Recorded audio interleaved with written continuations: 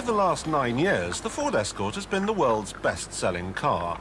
Indeed, 1 in 8 new cars sold in Britain is either an Escort or the booted version, the Orion.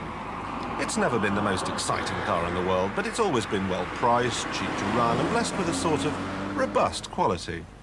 Bearing in mind the new car doesn't cost a penny piece more than the model it replaces, you may be expecting more of the same, but remember, the old car had 2 price rises just before it keeled over and died. Now, as far as styling's concerned, who can blame Ford for erring on the side of caution? Remember the wigging they got when they made the Sierra look like a woodlouse? This is a bit bland, but the divot down the side and the slightly flared wheel arches help liven up the profile to a certain extent. Sadly, they don't do the same for the rather anonymous front end. The Orion, on the other hand, which was designed at the same time as the Escort, as were the Cabriolet, the Estate and the van, I think manages to look rather more like a classy saloon and rather less like an Escort towing a football pitch, an accusation that could certainly be levelled at its predecessor.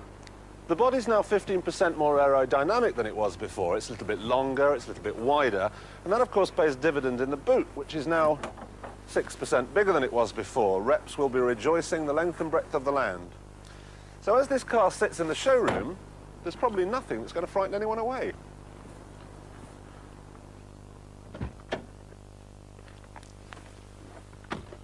And no one's going to be very frightened by what they find in here either. It all seems to be very well made. The dashboard's a model of common sense and clarity. Seats appear to be comfortable enough.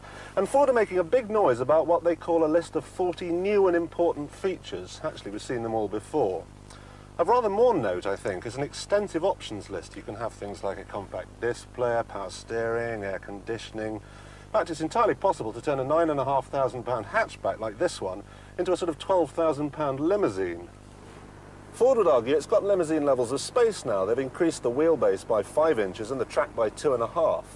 That, they say, gives an extra inch of legroom and an extra 3 inches of shoulder room. They even say it's the most spacious car in its class, but I'm not so sure. Anyway, let's go and see what it's like to drive. Oddly enough, the worst part of the old car is the only bit that's been carried over to the new one. I'm talking about the engine. The range, as before, goes from 1.3 to an injected 1.6 and includes a diesel. The only difference being that you can now fit a catalytic converter on petrol models. Now that may do wonders for the trees, but it doesn't half harm the performance. And if there's one thing this 1.4 can do without, it's something that slows it down. Not only isn't it very lively, but also it doesn't win any economy prizes either. But worse than all this is the noise. At low speeds, things aren't too bad, but take it toward the red line and you'll need ear defenders. We are talking loud. We are also talking vibrations. At high engine speeds, the gear lever, the pedals, well, everything really vibrates horribly. It'll be a year before a new range of 16-valve engines arrive, but until then the choice is both limited and nasty. Never mind the engine, the worst part of the car as far as I'm concerned is this steering. It's not too heavy while you're parking, but there are 4.5 turns to go from lock to lock, and that means there's an immense amount of arm twirling. It would drive me mad. And it doesn't get any better when you're out of town either. On a motorway, it all feels very woolly. You need to make endless corrections even in a straight line. And when you're going through the bendy bits, you can't even expect fingertip lightness. Taking this car down a twisty road is like doing a workout in the gym, only the car is noisier. The whole suspension system has been renewed, and there's no question that there have been some improvements. The ride, especially at low speed on bad surfaces, is much improved, and even at high speed it doesn't float about too much. The price you pay is too much roll while cornering, even though Ford were forced to fit a front anti-roll bar to this model just weeks after it was launched.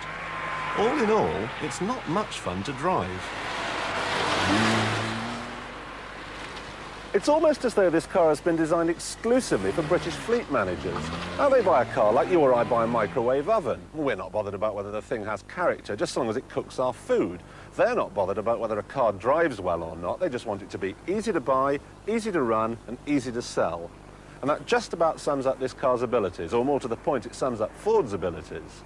And make no mistake, it's not a bad car. Yes, it's got a horrible engine and the steering's a joke, but it moves about, it steers, it stops. The trouble is that there are loads of cars that move about and steer and stop, and most of them do an awful lot more besides. So to sum up, I didn't like the engine or the steering, and the position of some switches is a little difficult for shorter drivers. But to counter that, it's a more modern shape, there are some good options, and the boot's big. Overall though, it's a disappointment.